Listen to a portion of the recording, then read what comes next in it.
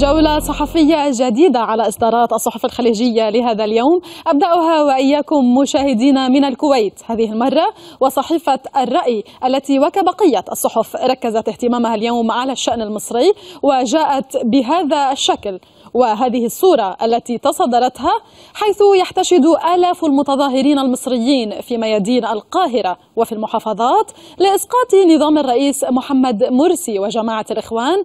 وبحسب كلام المحللين فقد دخلت مصر ذروة احتجاجات ضد نظام الحكم فاقت الاحتجاجات على حكم الرئيس السابق حسني مبارك.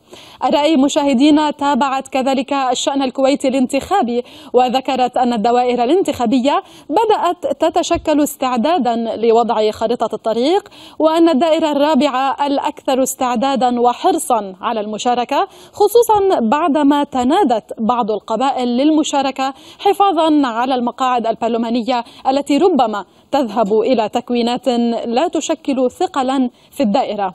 وعنونت الخبر: لجويعان ترشح عن الرابعة، لم أخرج من المعارضة لكن المشاركة مطلوبة، القبائل تقاطع المقاطعة. من الرأي نذهب إلى صحيفة عالم اليوم التي تصدر على صفحتها: تنظرها المحكمة الإدارية الأسبوع المقبل دعوى مستعجلة تطالب بوقف الانتخابات لصدور مرسومها من حكومة منعدمة. الصحيفة نقلت أيضا عن مصادر مطلعة أن النائب السابق محمد الصقر لن يترشح. من الكويت إلى السعودية وصحيفة عكاظ وفي عددها لليوم: أكد التخلص من المباني المستأجرة للفروع. المتحدث الرسمي لوزارة الخدمة المدنية عبد العزيز الخنين يؤكد لعكاظ إنهاء قضيتي المعلمات البديلات وخريجي المعاهد الصحية قريبا.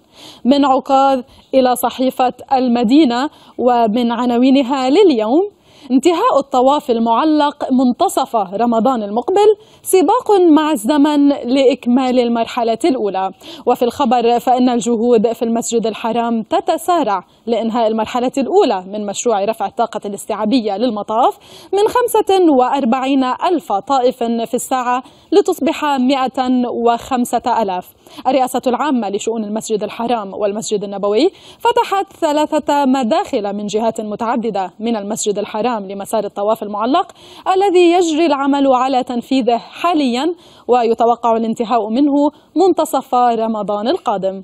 نتابع في الشأن السعودي، وهذه صحيفة الاقتصادية التي تصدرتها اليوم صورة أمير القصيم يقبل رأس الطفلة راما التي حقنت نتيجة خطأ طبي بمادة كيماوية الأسبوع الماضي. الأمير قال في هذا الإطار إن ما حدث خطأ طبي جسيم وتجب محاسبة الفاعل لأن بلادنا ليست للتجارب، مؤكدا أن ما حدث لن يمر من دون حساب. ختام الصحف السعودية مشاهدينا، وختام جولة الصحافة أيضا مع صحيفة الشرق، ومن أخبارها اليوم: اتهامات التكذيب تتضارب بين القرشي والسعينا إلى تحريره من الاختطاف. موضوع آخر لفتنا في الشرق وهو قيام بعض المحتسبين بالتجمهر أمام قاعات قصر الثقافة في حي السفارات في الرياض أمس لمنع عرض الفيلم السينمائي وجدة للمخرجة السعودية هيفاء المنصور. المحتسبون بحسب ما نقل الخبر لم يتجاوز عددهم 15 رجلا، وأطلقوا عبارات تعبر عن رفضهم لعرض الفيلم في المملكة.